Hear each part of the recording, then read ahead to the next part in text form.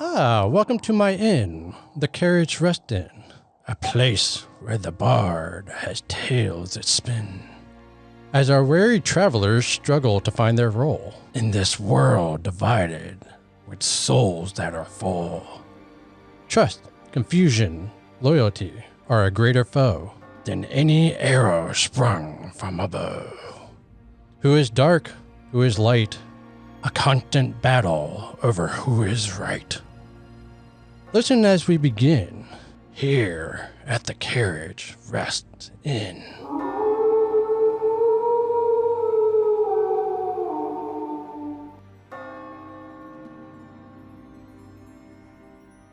Hello and welcome to another episode of Carriage Rest Tales. I'm your host and Dungeon Master Mike, and to my left we have... Hey everybody, this is Nick, and I am playing Vasto the Half-Orc Barbarian. Vasto / Ozoth. I keep forgetting to say that. Yeah. You're good. I'm just, habit. Another episode. Isn't this like the last episode? It's probably the last Feels like episode. the last. Wow. Well, hey everyone, this is Sad Ryan. Maybe playing Nomus and Vive for the last time. Hey guys, it's Sam, and I'm playing Woods, the Elven Paladin Ranger. And today is our last episode, but something really cool. We launched our first episode, was released on September 7th, 2022. And today is September 7th, 2025. It's like we planned this, It's but we like didn't. But we did planned not. it, but we absolutely didn't.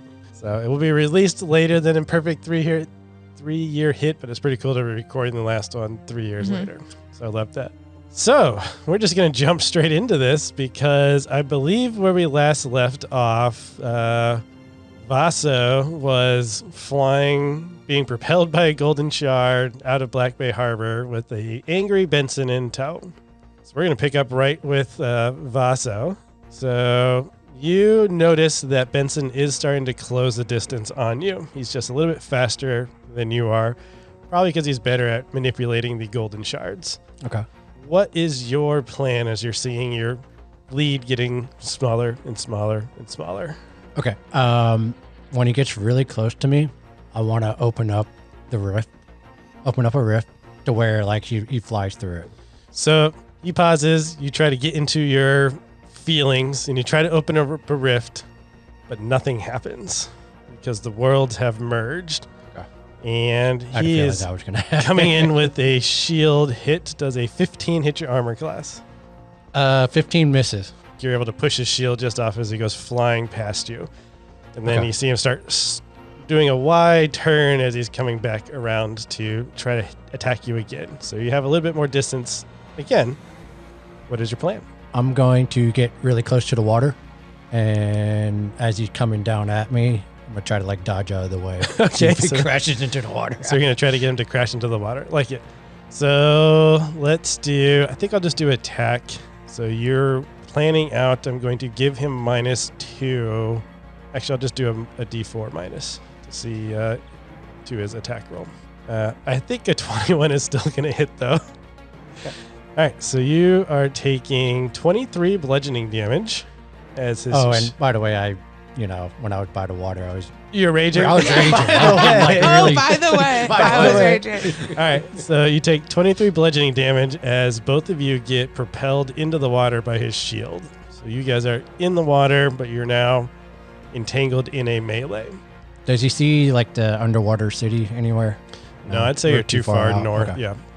Does he notice that Benson, he won't be able to stay underwater very long, or because of Vaso, or is he going to be able to breathe underwater somehow? No, he can't breathe underwater. You see that he's holding his breath while you're fighting with him.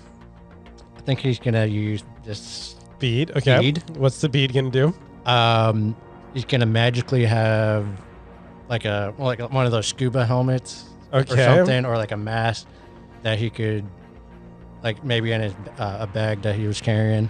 All right. I will allow what you'll be able to do. We've already established you can manipulate one golden shard. Okay. So you're not going to be able, I'll use the bead, and you're not going to be able to fly right now or use that booster right now, but you'll be able to use that golden shard to build a little face mask around you. Okay. So it'd be enough oxygen that you can breathe a little bit, kind of like you're breathing into a paper bag. So eventually you'll run out. You have maybe a couple of breaths to recycle the air with. Okay. Yeah, he's going to do that. You'd have more than Benson would have, basically. Yeah. All right. And he's going to swim. He's going to try to swim away. I guess. You'll take an attack of opportunity if you try to get away from him. Okay, he's going to stay in place and Try to grapple him, maybe? Yeah. Hold him in place, try to keep him underwater. Yeah. All right, so let's roll competing strength checks. I got a 14, and you have advantage because you're raging. Do I add my strength modifier? Yep. So you had your strength modifier. 20. 20? Okay, so Non-natural. you're able to hold Benson underwater for that round. Let's do a total of 5 competing rolls. I'm trying to think like rock, paper, scissors. Okay. To see if you are able to hold him down long enough for him to run out of air, or if he's going to break free and drag you up. Does that work for you? Yeah. All right, so you've got the one win. All right. I got a 25 on my second one. Okay, 22 and 22. Okay, so it's tied 1-1. A 13. Thanks, Ryan. 11. Come on. Natty 20. Nice. That's a success for you. So 2-1. I got another 13. 9. 25. All right. So Vaso gets 3 successes. So you are underwater with Benson, and you guys are struggling fighting each other, but you're able to breathe just a little bit more than Benson can because of your thinking. And Benson eventually goes limp because he runs out of air. And you can either drop him to sink to the bottom, or you can swim back up carrying his unconscious body. It's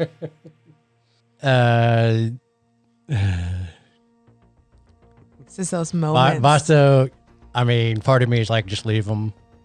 But also part of me is like, he's family. I can't just let him die. Okay.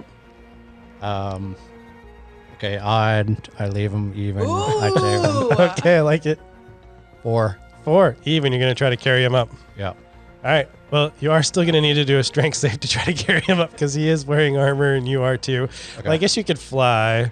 Yeah, I got But let's still do right. the strength to see if you have the strength to fly and carry a fully armored Benson. 17. Okay. Yep. So you're able to use your circlet of flying and you're able to get to the surface. But we'll say it's heavy enough that you can't fly out of the water holding him. You need that buoyancy. Okay. And so it takes you a little bit of time to drag him back to the shore. Let's switch scenes to Nomus and Woods. You guys are, if I remember correctly, in the observation room. You're looking down at Black Bay Harbor on one side, and I think there was 3 mini colossi right now wandering the city. And on the inside, in the arena room, you saw that the Harbinger creation was picking up golden shards, holding them for a couple of minutes, and then putting them down and moving to another one, picking up, holding it, putting it down for a minute. I would like to try to reach Lucha and Sopalor. Okay, I'd say they're probably pretty actively close by in this Yeah. mindset. So I would like to, I'm going to just turn to Nomus and say, can you cover me? And I'm just going to sit in the middle of the floor, kind of cross-legged, and try to get into a meditative stance and reach out to Sopalor and Lucha both. It doesn't take you very long to reach them. Why am I here? Well, I need you both right now. What can we do for you? You need to give me some direction because I can't do this. I'm slowly dying.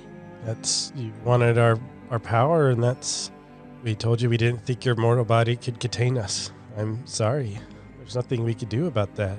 Well, if there's nothing you can do, then you can give me some direction on how to use the rest of this mortal body.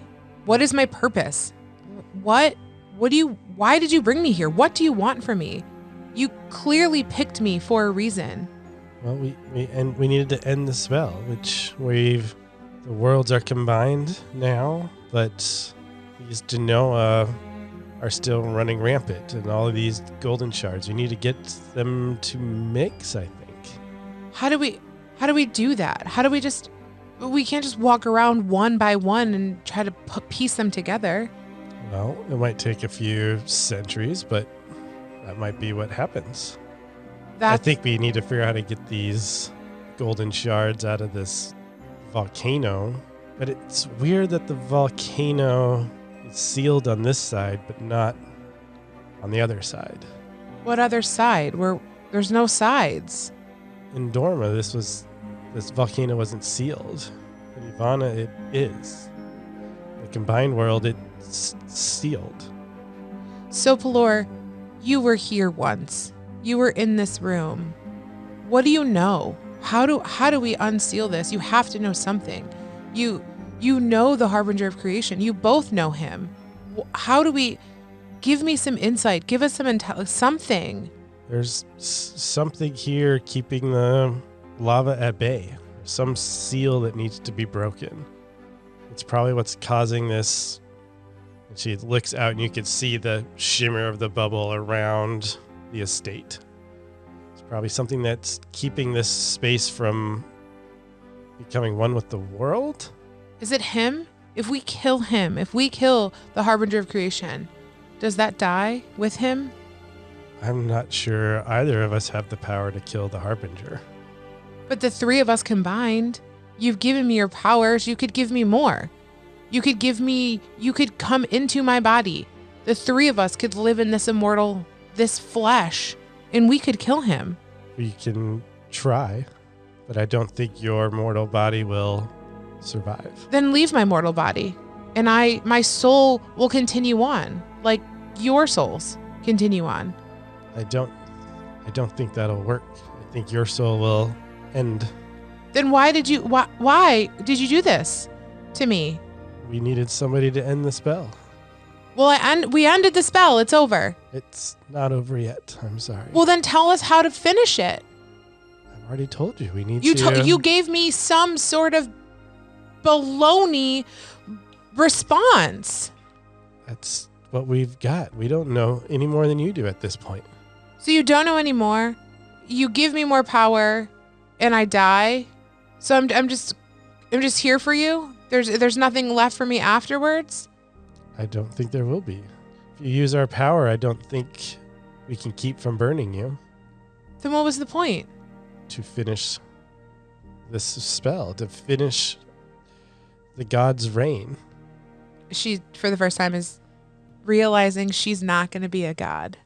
Oh, okay. Because in Wood's mind, her entire time, she was going to be a goddess when this was over.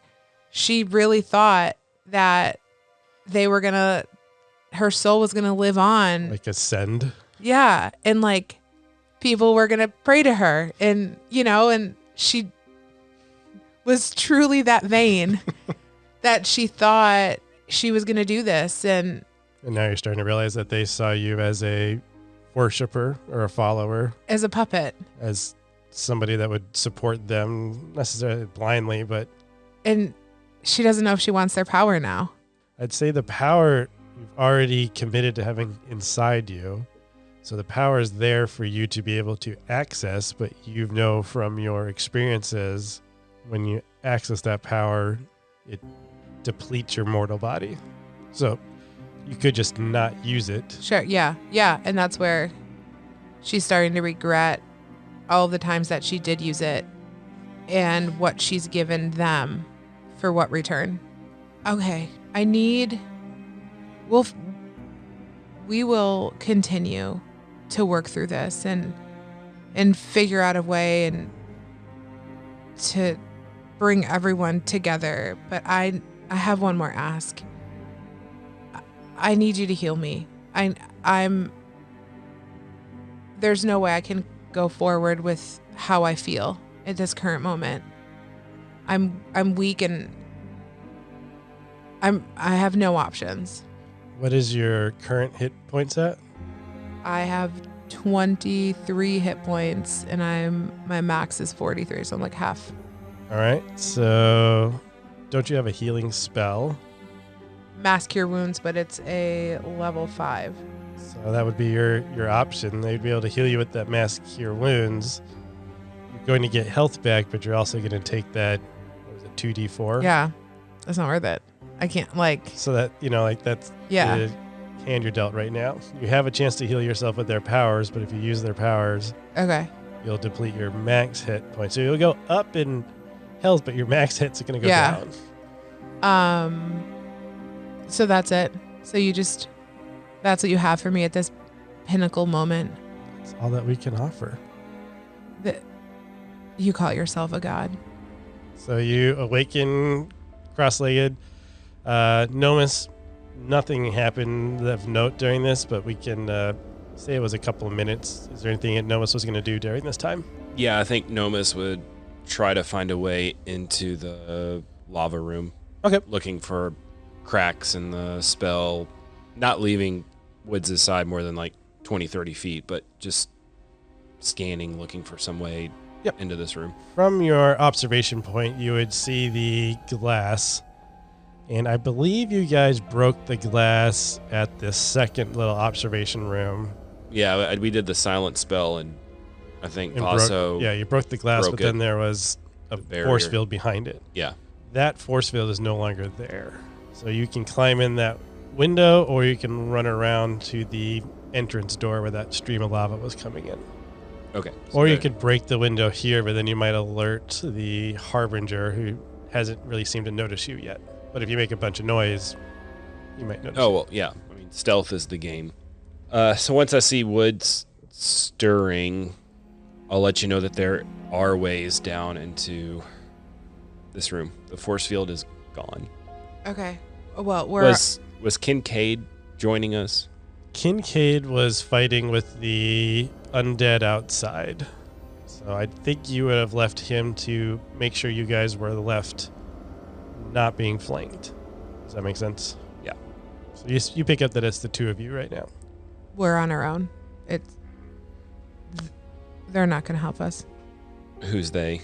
Lucha, Sovalor, my patrons. Just gods don't want to help destroy other gods, even though they sent us here when to the do tables that. were turned. That's what they wanted. Didn't one of your gods die by the hands of Yeah, this guy in the middle? he did. But I don't. And she's literally perplexed. Like she's standing and just like staring out at kind of everything. Like When you're bad-mouthing your gods, you get the sense that your gods' power is within you, and they don't want to kill you. so like, protecting me. Mm-hmm. Yeah. Okay. What's the plan? Well, we can get down there. Okay. What's your thoughts of trying to lure the broken colossi in here? Yeah. I mean, Because I think that's going to be our only advantage is getting. okay. How do we do that? So if I go to the broken window overlooking Black Bay Harbor, Mhm. can I see them? They're like dragon forms, right? I was picturing just more like big masses, like a worm slithering around. Could they fit through the window? Well, you remember that there is some sort of force field, like there was a shimmering orb around the estate. And the only entrance was what you guys flew through to get in here. And you'd be concerned they would not fit through that. How do we end this spell? As you remember asking that, you remember that your goddesses had said that there's some seal here that's keeping the volcano from erupting. And that draws your attention back to the arena room. And you remember seeing, and now you can just look down and see, that there were 4 pillars that were inside of the arena room. If we end on a freaking puzzle, I'm gonna murder you. Just letting you know. Just letting you Right. Well, Literally murder you. so how? I hate you so much. So where are the pillars at in relation to the Harbinger of Creation? So the Harbinger creation is floating above the golden, like the massive golden shards. Yep. So if you were to pick out this arena room, as a reminder, it's like the size of a basketball stadium. Yep. The court itself would be like a pool of lava. Yep. And then like the central logo would be this floating mass of golden shards. And the Harbinger creation is just floating above that, picking up golden shards, looking at it for a couple minutes, putting it down, moving on to the next one. Where the players would sit like not on the actual court, but just outside of it. And what makes a rough square would be 4 statues So adjacent, like in the corners. We'll say. in the corners. As you guys look a little bit closer at the statues, you see that from each statue is a heavy metal chain extending into that central lava pit. So anchored from the statue into the lava pit. Can we tell what these statues are? It would be the harbinger of creation in various poses. Okay. But we have no more relics. Is there anything connecting to the ceiling? Nope. Okay. So something is underneath the lava. Yeah. So these That's chains, presumably that's Plugging Reverse. it up or yeah. holding it. Which there. I wonder if these, I wonder if the statues have like a crank or something that will pull these chains in, like Yeah. a plug. The only thing I can think to do is stealthily try to go down there. Yeah. And look around. all right. Let's do it. Okay. Do you want to go through the entranceway?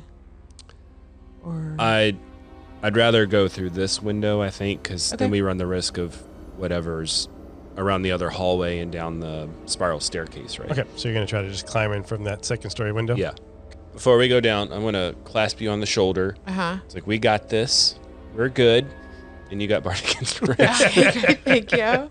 To bring that up. So that's a 1d8 on any d20 roll. Okay. Before we go, and she puts her hand back on your shoulder. You got any like healing potions or anything there that you can help a girl out with? The most I could probably do, because I'm low on spells, I can do a cure wounds. I'll take it. So I have one level spell and then 1 third level spell. That's it. If I give you a cure wounds at first level. Okay. I have some spell slots I can do some things with, but I can't cure myself, so.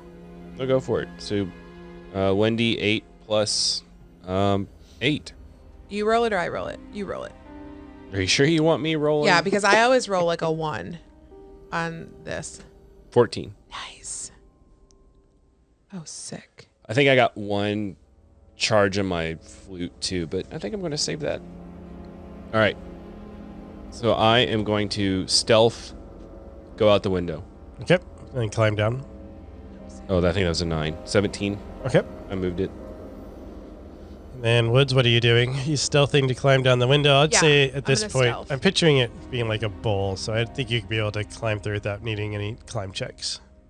14. 14. 13. I'm also a cat. You're also a so, cat. You know. Yeah, just jump down easily. Yeah. Psst. As you enter the room, you feel an immense heat scorching your skin as you smell the scent of burnt hair filling your nose. Looking down, you see the hairs on your arm are already gone. So, as you guys enter this room, I need both of you to roll a d4 minus 1.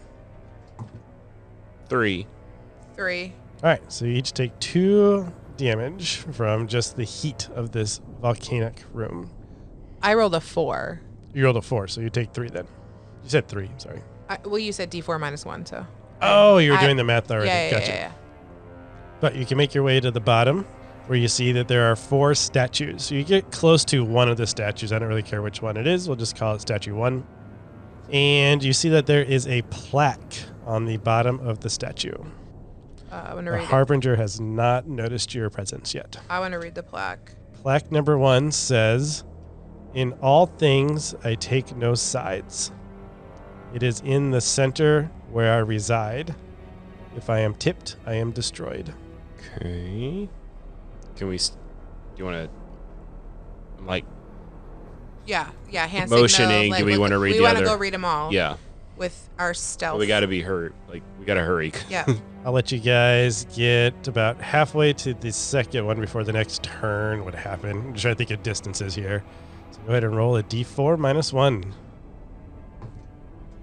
Jeez, another 4.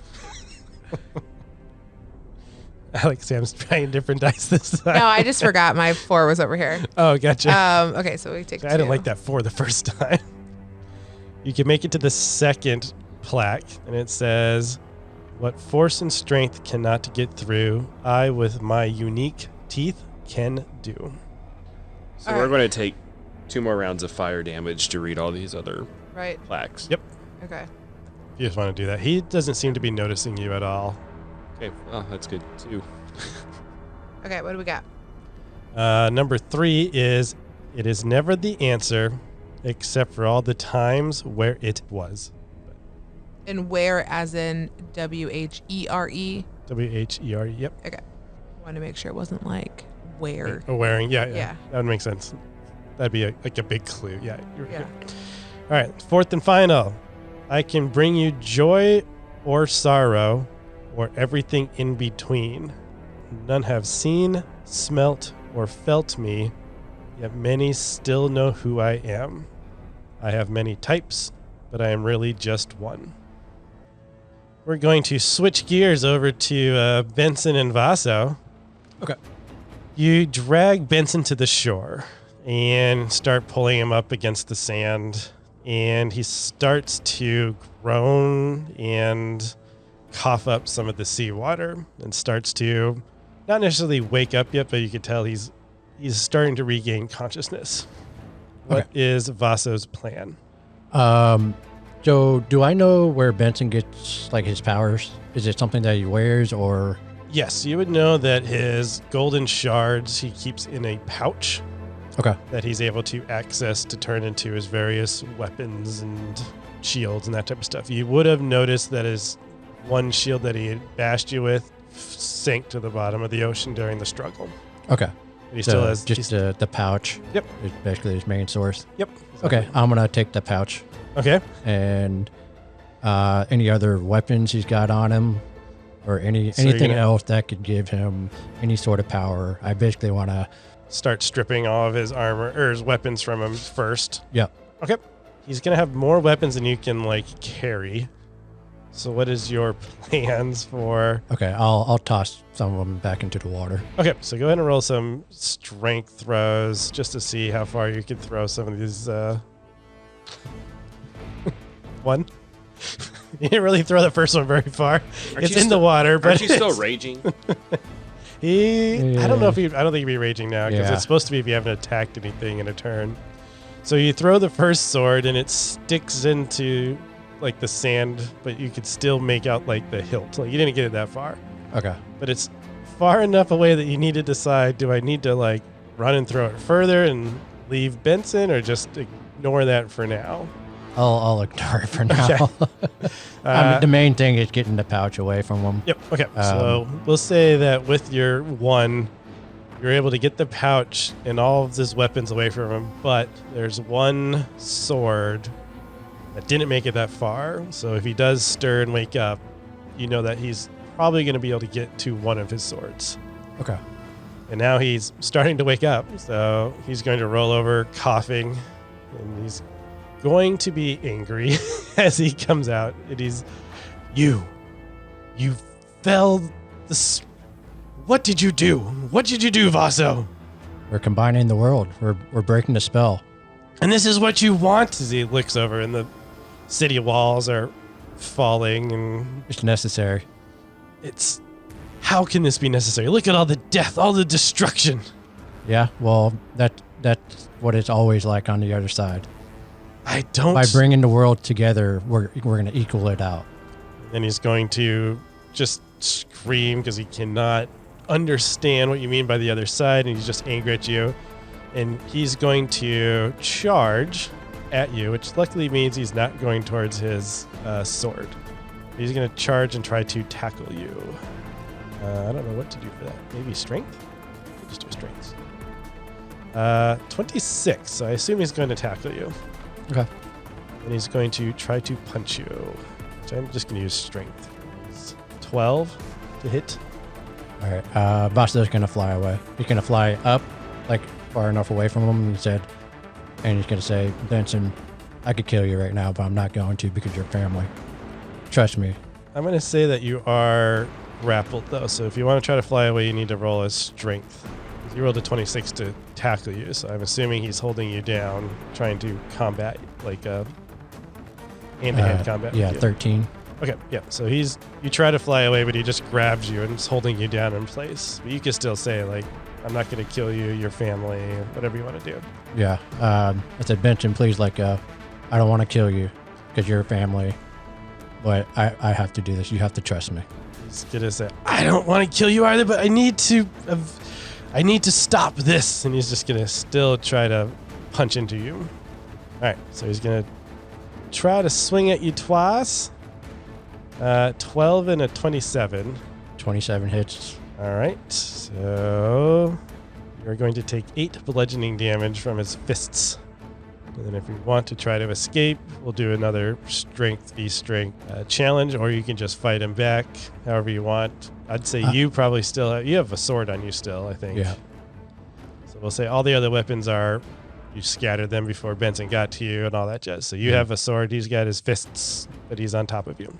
I'm going to take the butt end of the sword, just hit him on the head. All right, so you're going to try to do we'll just do attacks, but you're trying to do non-lethal is what that's called. Yeah. And for the listeners, I am halving Benson's current health because he almost drowned. I don't know how else to. I don't know how else to do that. So he's at 100 hit points. Right. All right, so go ahead and swing away with your non-lethal damage. 23. That hits. And you can just attack like you normally would, except for that you'll do the damage as non-lethal. So it still takes him. The way it works in D&D is if you kill somebody, quote unquote, with non-lethal damage, they just get knocked out. 2. 2 damage? Oh, no, I rolled 2. Sorry. That's like you should do a lot more than that. Right. 3. But do I add my modifiers? Yeah, you still had everything like you normally would. 8 damage. Okay, sounds good. I guess we'll just keep going back and forth. He's going to try to hit you, punching you to get your health down. And at the same point, you're trying to down him with, you're trying not to kill him. He's definitely trying to kill you, in case you haven't put that together. Okay. I got a 15. That misses. Yep. We'll just go back and forth to see who goes down first, unless you're going to try something different. Yeah, Vasa is going to then take he's going to try to break away again. Okay, sounds good. So we'll do competing strengths. Yeah. I got a 12 this time. 24. All right, so you're able to break free, and you still have your circlet on, so you can get out of his reach, basically. Okay. Yeah, he's just gonna look at Benson and be like, "I'm sorry, but this is necessary. There's so much that I've learned these past couple of years about where we live and the state of these worlds. You just gotta trust me on this. This is the right decision." He's just going to be guttural screaming at you, angry that he can't reach you. And you see him looking around left to right. And he notices his sword in the water. You see him start sprinting towards his sword. No, fly away. Okay. You fly away. I'm doing a range attack, but at disadvantage because now you're going to be, pretty far away. A 19? That hits. That still hits? Jeez. All right. A sword comes flying through. It's not a magical sword because it's just one of his normal ones. 15 piercing damage as a sword impales your side as you're trying to fly away. Okay. Well, I'm going to take the sword with me. So you didn't have one. Okay. Sounds good. So you start flying. Where are you flying to? I'm going to go towards the volcano. Let's jump over to Woods and Nomis. Okay. Can we have a conversation? You and Nomis? Nomis, yeah. You can have a hushed conversation, Can I but if you're cast? staying inside of the lava pit, you're going to be taking some damage while you're here. Do we want to Do you want to sneak out? Can we sneak out that door? Yeah, you could probably make it to the door, but I'll say it'll probably take you a turn to get there. Okay. So go ahead and roll another d4. Okay. I'm thinking this has to do something with emotions. Okay. In souls, right? So the first statue says, "In all things I take no sides. Center's where I lie." What's in the center? Your heart's in the center, right? Like tipped, I can be destroyed. Like a broken heart can destroy you. So I'm thinking like your heart, love. Like love is a really strong emotion. Did they have love in Ivana? No. They didn't in Dorma. Sorry, in Adorma. They didn't have love in Dorma, right? Yeah. Okay. 2, what strength and focus, I think it was. Unique force and strength. Like that to me is like anger. I don't know the unique teeth part. Like maybe just like gritting your teeth. Gritting your teeth, kind of. But that would be something they wouldn't have had in Ivana. I know. That's what I'm saying. Yeah. I think there's 2 emotions from this side and 2 emotions from the other side. And like, that's what's like, these chains are like, I think connected to like the soul of the harbinger of creation. And then like 3, I had, it's never the answer except all the times where it was. Like, that's regret, right? Like, it's never the answer, but then it was the answer. Like, oh, dang. Like, I feel like that's I can buy that. What did you say for the second one? I'm making notes for myself. Anger. And then 3 I had as like regret. Yep, thank you. And 4, I can bring you joy or sorrow or everything in between. I mean, that might also be love. This is probably love. I can bring you joy or sorrow, everything in between. You haven't seen, smelt, or felt me, but everyone knows I'm there. Love comes in different types. Yeah, you can be in love with somebody. I think that one's probably love. Okay. But I'm still just one. So then, for all things, take no sides. Maybe you're I'm tipped. I'm destroyed. I'm thinking about like your brain, how you think. I don't know, like emotions, regret, love. What was the anger? What other emotion? I could try to give some hints on this one. I love where you're going with it, with the emotions. Are we way off? A little bit off, but I like the thought process. Okay. So as you're trying to think through all of the various emotions, Nomis, when you get to that final plaque, I can bring you joy or sorrow or everything in between. None have seen me, smelt me, or felt me, yet many still know what I am. I have many types, but I'm really just one thing. For some reason, that one really clicks with Nomis, and it makes you start thinking about your days in the JNR's Traveling Tabaxi troupe. Is it just music? Like, because you can't smell or feel it. Okay. So if we look at it through that lens, music, what? Teeth. Piano. Pianos have teeth. It's keys. Oh, it could look like teeth. It's never the answer except for all the times where. So, you probably can't get this way. Are the answers something physical that you can do? Yes. It's like an action. Mm-hmm. Would like what force and strength? Like, is that like kind of like persuasion? when you were talking to your goddesses, they said it's strange how like the volcano isn't in existence in the Dorma side, but it's still here. So is there a way that these, like there wasn't music, for instance, in Dorma, and that's why this thing went away? Okay, so you think it's all things that aren't in Dorma? Or that, yeah, I mean, does Vive remember music in Dorma? Yeah, you just remember there's still music in Dorma. So never mind. Scratch that. Very good. I'm thinking for what, I know technically Vaso's not there. No, you're fine. But like what force and strength can I get through? I would with my unique teeth. Can do. Could be, I'm thinking maybe like some sort of like having conversation or persuasion. Like talking, yeah, like that's what I was thinking, like persuasion. Yeah, just like an anger, hate. Like, okay, so music. So would it be like being like storytelling? Could be. I'm trying or not words, to give anything or away. words are louder than actions. So I like persuasion. the only other thing teeth can be is a comb, a zipper. None of that would apply. Well, you thought of two more things than I could think of because I had piano. Okay.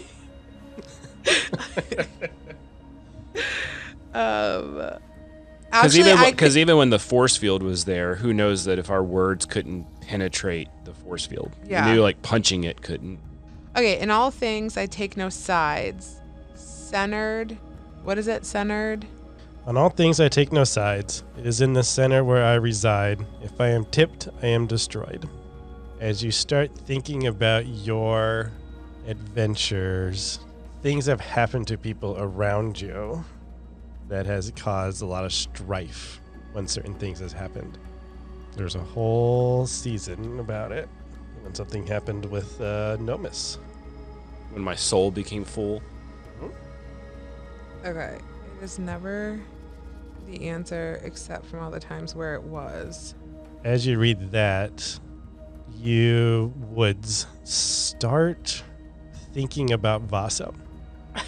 That's it? I just think about Vaso? Yeah. For some reason, as you start thinking about that clue, you Okay, it was think never of Vaso. the answer except all the times where it was. So like he merged. Did he didn't want to merge? All right, what do we know about Vaso? Thinking like anger, rage. Like you don't want to commit violence until you have to. Okay, so what is that as like a thing you do? Revenge? Could be just destroying the statue, or just Rage? rage. Yeah, rage. Music, rage. Okay, music feels like 4 feels like Vasa, or 4 feels like No, miss. Nomis. 3 feels like Vaso. I'll say 2. You start thinking of Vive. That one resonates with Vive. What force cannot get through? That's like Yep. being cunning. What force and strength do not get through, I with my unique teeth can do. I like the story. Like I feel like that's very vibe. I think it's the being cunning with your words and Oh, and then so all things I take no side, centers where I reside, tipped I am destroyed. I feel like it's got to be me, It's going to be Woods. Woods, because if I go either way and I lean in.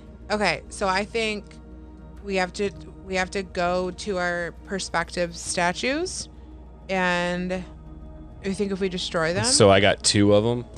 that you have to do. We need We need Mr. Vaso's Rage, or not we here. just act out in rage. We can act. I could probably rage. I have some rage. So the plan is we're gonna run back in here. I'm gonna go play my flute in front of the music one. Yep. If that works, I'm gonna run over and just Persuade. make this Persuade. stone statue my verbal biatch. Yeah. Just like tell it a story and persuade it. You don't know what good marble is. You I feel like- chunk of slab. I don't know.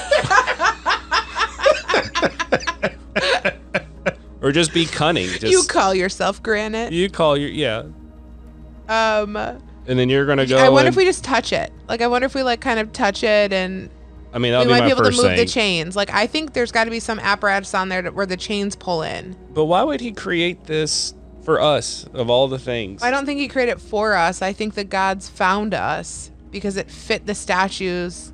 That's what it was. Okay. That's why we were brought together, is because we were the thing that was needed. All right. So you guys are going to run back in, and what statue are you going to? And are you going together? Are you splitting up? What's the plan? We gotta split up.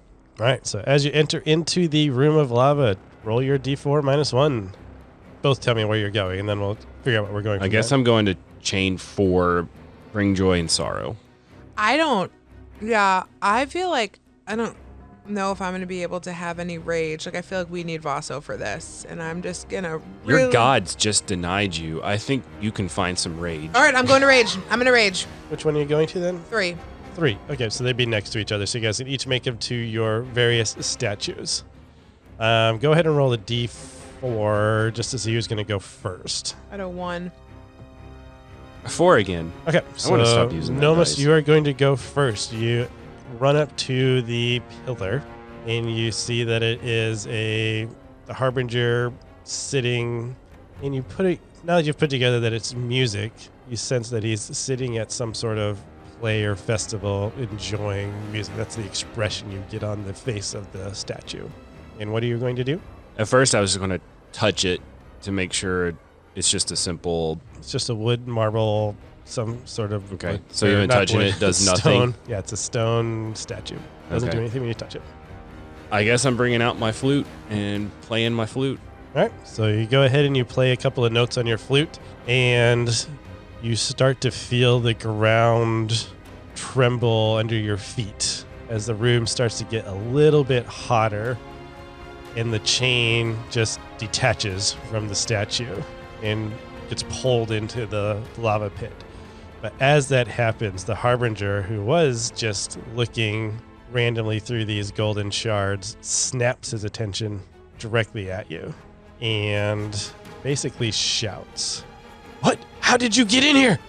And you see him reach in and grab a golden shard, and as he pulls it out, it turns into a sword that he then just throws at you. Does a 24 hit you? Yeah. Okay. You are taking 19 piercing damage. That's cool. Doing math. I'm tired, dude. I can't function right now. All right. All right. At the same time, though, Woods, you felt the ground kind of tremble and you're losing your balance a little bit, but you make it to your statue. You're just a little bit slower than the Tabaxi, which I think makes sense. As you get to the Harbinger, you see that he's in like a karate pose and he's holding, those like wood things that Blocks? you punch Yeah. to break in like karate class, but it's all made of stone. Okay, I am going to place my hands on it. Nope, I'm going to take out my sickles. And I am going to, just for 3 seconds, just think about everything that just pisses me off. My god, me not becoming a god. What the flip? I thought that was the plan here. Vaso and his just annoyingness to think he can always be right and fight Benson, and Nomis and his cutting words and his just everything. And I am just so angry and absolutely so mad. And I'm going to try to slice this statue with all of my rage. You slice right through that wooden, what would have been the wood plank to break. You slice right through it, and same thing, the ground really starts to move under your feet now, and it gets even hotter inside this room. But you do see the chain detach from the bottom of the statue and fall into the lava pit, and you see the lava start to bubble up a little bit more onto the rocks. I'm going to immediately, after seeing what the Harbinger did to Nomis. I'm going to immediately span out my wings and fly high and over catty corner to where my wood statue is. As you are flying over there, though, when that pillar fell, you definitely also draw the attention of the Harbinger. Yep. So as you spread your wings and start to fly, a sword goes soaring through the air towards you. Does a 19 hit your armor class? It does. You take 17 piercing damage. So we're at the start of the next round, which means you guys now take 3d4 minus 3, as it's starting to get very hot in this room. I'm going to jump outside to Vaso. You are flying away from Benson, so you're trying to put distance between you. Benson threw his sword at you, and then you see him just start running on foot, trying to catch up to you. You do see on the ground that there are lots of shards from citizens that have fallen in battle and that type of stuff, but you do know it's going to take Benson a couple of turns till he gets to any of those shards, because you did lead him out to the beach where it was not as populated. What is your plan as you're looking over the city? You said you wanted to just try to get to Golden Dome. Is that what you're still trying to do, or are you trying to hide or just try to outpace Benson? Where are the golden shards? Am I past them or am I above them? There would be a handful of them scattered along your path, so you could stop and try to keep collecting them and moving them out of the way, but you feel like eventually that's just going to be an impossible task to keep them all away from Benson. Does that make sense? Yeah. Because you were in the middle of a city that just got attacked and a lot of people died, so there's going to be golden shards floating around. Okay, so he realizes that Benson's eventually going to be able to come back, so his mission is to play interference for Benson. So he's going to actually start flying out to sea again. Okay, so you're going to try to land behind Benson and basically try to keep his attention fully on you. Yeah. Okay, and you're going to try to stay out of reach, or are you going to... I'm going to stay out of reach. Okay, you're just basically playing cat and mouse with him, trying to drag him around, keep him busy. Yeah, so I'm gonna turn around and maybe try to take him the other way, maybe toward somewhere where there's less golden shards. Okay, sounds good. Yeah. So we'll say for the next foreseeable future, Vaso and Benson are playing a very aggressive game of tag. Okay, sounds good. I'm going to jump back into our volcano room. You guys just took your 3d4 minus 3 damage. It's your turn to act. We're going to just go in the order that we did the initiative. So we'll do Nomus first, Woods, and then the Harbinger. While I have my flute out, I'm just going to cast Cure Wounds on myself. While you're still there. While I'm still there. And then I'm going to use my feline agility to double my movement. So I'm assuming this is like battle. It is definitely battle now. You And are noticed by the Harbinger, and he is quite angry. And I am running over to the other chain. Okay, which is the chain that you are going to? The Wet Force cannot get through, Unique Teeth can do. Okay. And my inner vibe is just going to rip into this Okay. Harbinger of Creation, saying he's the most pathetic god he's ever seen. He can't stop us. His brother is more powerful than he'll ever be, and that's why he had to banish him to another plane of existence. Okay. So you're just stringing a bunch of insults together. You're rolling your damage. Yeah, I was going to go ahead and do that. Yep, you're good. You're trying to understand, and you're just insult after insult after insult, but nothing seems to be impacting this statue. Nothing seems to be working. And we're going to switch over to Woods. I'm at my statue in realizing the golden knife or sword went flying through me and realizing the power that he has. She's going to make a decision because she really does feel like if she does this right, she'll be a god. Like she's still thinking that. She's still vain enough to believe that. Like her purpose is to be a deity. So she's going to tap into... Can I cast a spell and do something? Like, can I cast a spell and try to take the statue down at the same time? I'm going to say taking the statues down is going to be an action. Okay. So I want to first look at what is my statue look like? Your statue looks like I can't remember what the picture is, but in all of the courthouses, there's the person with the blindfold. They have, I think it's a scepter. Or Yeah, a then a sword scale. And a scale. Scale. Okay.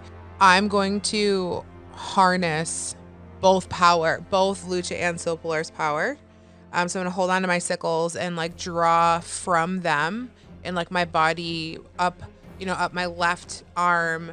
You see the moon coming through, the glowing moon through my tattoos. And up my right arm, you see the sun of Sopolar. And I am going to just pulsate all of my energy through this statue. Okay. The light guard and the dark guard. Yeah. You're just going to pulsate both of them. Yeah. Go ahead and roll let's do a level 5 spell where so that's 2d4, right? Yep. So take that damage down as you're exceeding your body's limit for the power that you're outputting. Nothing happens. Harbinger was floating above, and I think he's going to be more alarmed by the power that's radiating from Woods over the insults that are being flung at his statue from Nomus. So you guys are watching him, and then instantly he teleports right next to Woods. He's going to unleash his energy. So you need to make a DC 23 dexterity saving throw. Yeah, I failed that at a 19. So you are taking 14 fire damage along with 10 radiant damage. I'm unconscious. All right, so you fall unconscious. And then I'd say the Harbinger is going to use his movement to start flying over towards Nomus. All right. Can I look up at my statue? It is the start of the round, though, so roll your 3d4 minus 3. You would just immediately take a death save. You would just take a fail because you are I just take a fail? unconscious and you're giving dealt to damage. Okay, so I have 2 rounds and I die. I'm dead, right? Correct. I was looking up at my statue. Okay, what is the statue doing? I assume is what you're asking? Yep. All right, your statue is bent over a workstation, and he's got looks like a jeweler's kit. And he's finely tuning a box, like a jewelry box. Is he stealing something? Maybe. You're hearing Vasso's brain mind in your background. Okay, it's probably a dumb idea, but pull out my thieves' tools and try to pick at the chain. That's all I can think to do. All right, so you pull out your thieves' tools, but it's not the chain that you're going to pick at. Instead, you notice that the jewelry box has a lock on it. And you're like, okay, I'm going to start picking the lock. And as soon as you put your lock picks in, you realize that, hey, there's something in here I can move. So you open the lock, and then you feel the chain break free and start descending into the lava pit. At the same time, obviously, ground starts to shake, more lava starts pouring out, and the Harbinger's going to throw a sword at you. Does a 14 hit you? That actually misses. Hey! So in your dexterous ways of just lockpicking, you dive out of the way as the sword descends and goes just past you. Let's see. Woods would do a death saving throw now, because it's your turn. Oh, I get to roll it. I roll a d20, right? Correct. 16. All right, one pass. Harbinger's turn. He's going to continue his flight over towards Nomis. And he's going to pull that sword from the ground that just missed you. And he's going to swing at you twice with it. Does a 23 hit you? Yep. You take 21 slashing damage. And another 23, 25 slashing damage. I'm dead. Okay, so you're down. Yep. After he kills you, he feels satisfied that he's taking care of the threat. So he goes back to the floating orbs and continues his search through them, looking for something you're not sure. Go ahead and roll your D, whatever it was. Oh, it's 4. 3 chains are down now, so it's going to be 4d4 minus 1. But you guys are both down, so you would be taking 1 failed death save. So Woods, you take 1. I'm dead. You are dead. I mean, it's 2 to 1, right? No, Right. you get 3. Oh, okay. Nomis, you take 1 of the death saves. You're still kind of conscious as you are observing and looking around. And what you notice is this set of golden orbs just sort of flop out of that big golden mass. It starts slowly wiggling its way towards you. And you just see this figure coming towards you as you're just lying there, bleeding out, getting baked by this. I mean, I'm already Lava half pit. baked. You're already half baked. Oh. And eventually this golden mass just rolls on top of you. You get the sense of relief pass over you as images of your youth fill your mind, the time you spent on the road with your traveling troupe. So as this golden mass goes over you, you're just getting visions of Lionel and Garf and all of your siblings. And the heat begins to subside and your wounds get pressed closed as this golden shards make a protective suit around you. You have 1 hit point. Okay. You're up. Harbinger is distracted again. You see Woods lying unconscious next to the last remaining statue. I think I would stealthily go over there and try to stop her wounds. Okay. You sense if you take too long, she's probably going to bleed out. All right. I'm going to cast Cure Wounds at a 3rd level. That's the last spell slot I have. Okay. On yourself or on Woods? On Woods. Okay. So that's 3d8 plus 8. I'm letting you roll that one. I won't be held responsible. 1, 6, 9, 3d8 plus 8, so 17 back. And then I have basically 1 action because I can't heal myself anymore.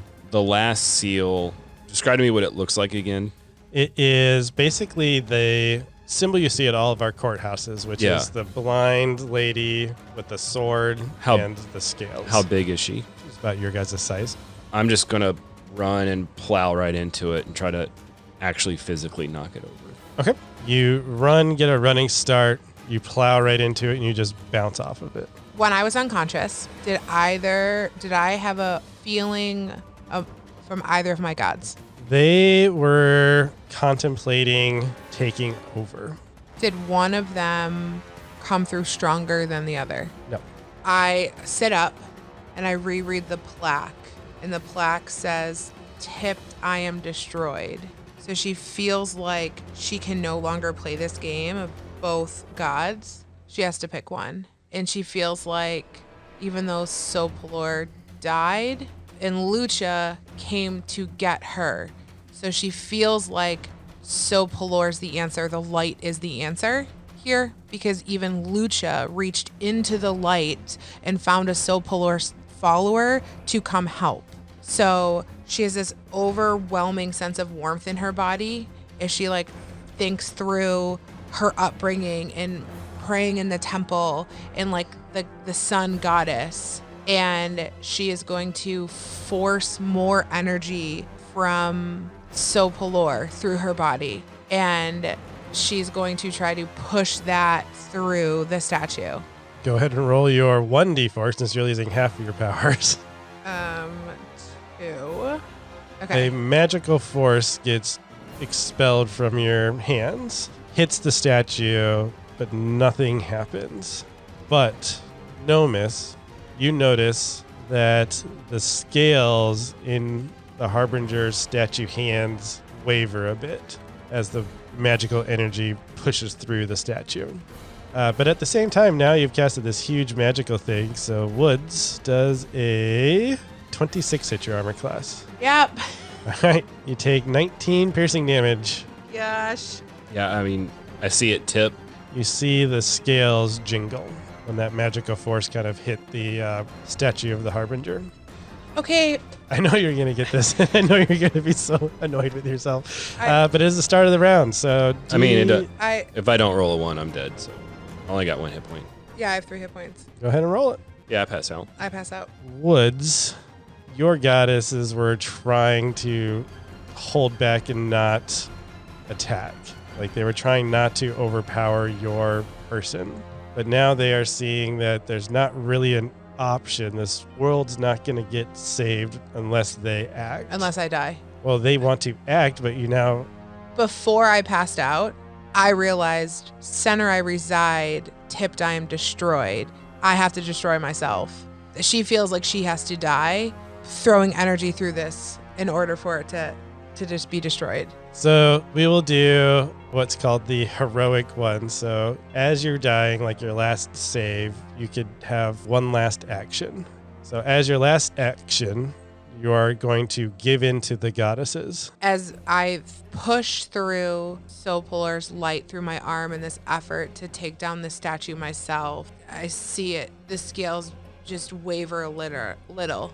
I realize that I need them, and it's the 3 of us that need to do this together. And I just completely let go to both of them. So as that heat is starting to melt your skin from the heat of the lava, you have this last ditch. I'm going to just let the goddesses roam free. And you feel this power surge through you as the rest of your mortal body just can't maintain. And Woods, the essence, gets burned away. And in its place, a angel of sorts, a goddess, appears, stretching their wings as Saline re-enters the world as the combined goddess. You kind of got what you wanted. You kind of got what you wanted. Kind of. Can we just take a minute for one? You can. Okay.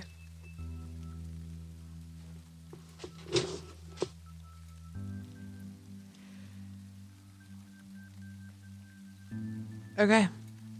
I'll say it's your turn to act. The Harbinger is alarmed now that there is another one of the gods in his presence. Have we ever described Celine before? We have not, because Celine has not existed in this world till now. So you see before you this very angelic looking female, very tall, presenting elvish kind of humanoid figure with very pale, almost glowing skin, but fiery red hair that cascades down past her waist in various braids, kind of intertwining back and forth. You can't tell where one starts and one ends. She has fiery red eyes and a gold hoop nose ring. She's strong but slender and wears gold and white armor, a mixture of chiffon but gold plated, like breastplate, some shoulder caps, and holds in her hand a greatsword that is glowing the shiniest of bright light you can imagine. It almost hurts your eyes. Nomus, when this figure I think appears... Nomus is unconscious. Nomus is unconscious right now, yep. Done. Okay, and that is Saline. So we'll say the Harbinger is going to go next. He is going to descend down to Saline and do a multi-attack. So he's going to use his sword to attack twice. Does a 28 and 27 hit your armor class? Yes. All right. You take 23 damage from the first and 24 damage from the second. This is the start of the next round. So Nomus, I think you are taking a fail because you would have taken the damage from the heat. Now, I guess you would roll a death save because it's your turn, Nomus. What'd you get? You got a crit fail? Oh, no. I mean, it was right on the edge. It was of my right on paper. the edge, too. I saw that. So we're going to give you the heroic ability. So you would, same thing, on your permanent character death, you're going to have one action to be able to do something heroic. I mean, the only thing I can think of for this last stupid chain is I think in my dying moments, Nomus and Vive finally have this common ground. Like, we did something good together. Mm-hmm. Like, we've had our differences. We fought side by side a lot of times, but now we had common ground to try to finish this spell and let the world be as it should. So what you have noticed during all of this combat was the other three statues, you had to physically do something with them. Right. Physically lock the pick, physically cut the statue, play Just music in front of it, actually physically tip the scale. physically tip the scales. So we'll say that Nomus and Vive, as you're laying down there, you start crawling towards the statue, using the statue as you're bleeding out, reach up. And just put one hand on the right Then- side of the scale. Yep, one hand on the right side of the scale to tip it, and you feel the chain detach. We were way overthinking that. As you feel the ground start shaking, Celine, you turn and you see just a dead tabaxi, arm stuck in the scales hanging from the final statue. As the lava starts to bubble up and the world starts to get very rumbling in this arena, the heat starting to expand. Time slows down over the world of Ivana. In each of the cities, Denoa prowl the streets, golden shards filling in their wake. They could have been citizens, they could have been Order Elite members. The Denoa of the city didn't care. But among the chaos, there are these traveling cities, ushering in survivors, giving them blankets and food as the traveling cities fill to capacity. We see a flying gnome city descending ladders down to the dwarven citizens of Stringham, saving them from the carnage below. We see the iron mist moving people in their air elemental ships back to their moving fortress. And we see the floating city of Atlantis extending planks out on the docks of Black Bay Harbor as citizens rush aboard. And then the world shakes as this largest volcano in Ivana history goes off, the top of the mountain blowing off as lava and a mass of golden shards descend into the bowels of Black Bay Harbor. What happens next is a scene of both wonder and terror as the dark colossi rip into the golden mass. At first it's chaotic as the mass of golden dark roll and pitch through the city, destroying everything in its path. But over time the chaos slows as the mass grows smaller and the darkness subsides, until eventually there is only a small golden mass existing in the city, about the size of a cottage, sitting peacefully over the remains of what used to be the Harbinger Square. I have a question for Saline. What did Saline do right before the volcano erupted? Saline attacked the Harbinger of Creation. Okay. Vaso, after your ears stop ringing and your sight returns to you, you find yourself laying on top of one of those city walls of Black Bay Harbor. You got thrown onto the wall during the chaos. You look down at the city below where you see a small mass of the golden orb as a dark figure approaches it. He reaches his hand out and touches the mass, and you see it begin to ripple and pulse. A few minutes later, you're washed over by a very soothing harmony that persists for about a minute. Just as you turn to check to see where Benson's at, you get this tingly feeling in your skin as you instantly find yourself among the ruins. Looking around, you see a collection of people notable to you. You see the professor, you see Grace, you see Kincaid, you see the corpse of a tabaxi that you weren't expecting to see. You also see a handful of Order of Light members and some Night Circle members. You don't see Benson, though. Your gaze then falls towards the mass of golden shards, where you see the Harbinger of Destruction standing tall. In front of him, Cormit, the Dark God of Chaos, and Saline holding down the Harbinger of Creation. The remaining gods are kneeling behind them. The Harbinger of Destruction turns to face you and in a booming voice says, "You shall all bear witness this day to the majesty of your immortals, the immortals that have failed you for far too long. My brothers, my sisters, I think we have meddled in the lives of these mortals for too long. For you to truly grow, we must no longer stand in your way." Over the next few months, the remaining shards of gold and black should make their way here, and over time disappear from the world. The next few years will be rough, but I have seen the resilience of these people, and I'm hopeful that you all will find joy in the end. He then claps his hands, and as the shockwave radiates out through you, one by one the gods slowly turn into ash as they float away on the wind.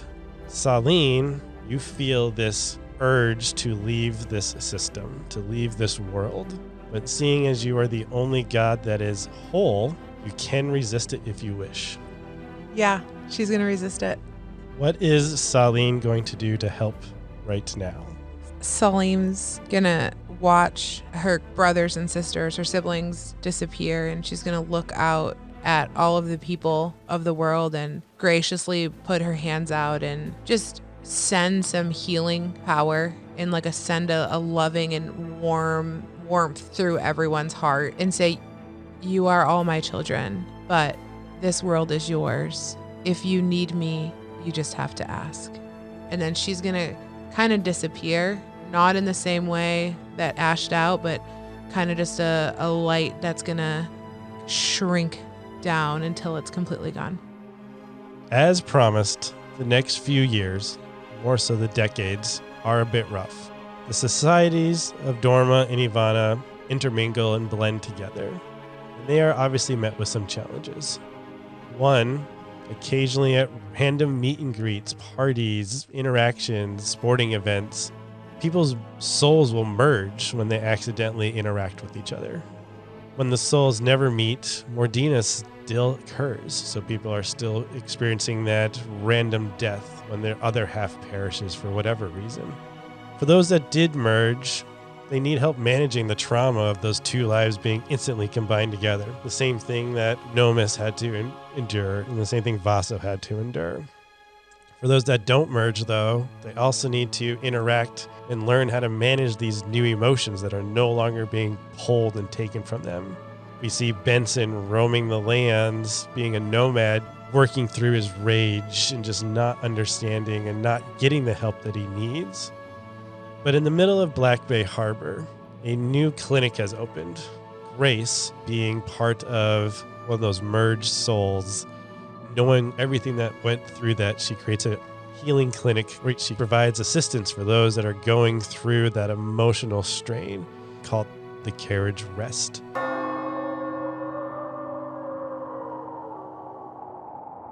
As this story pulls on your soul, in the end, we hope it is full.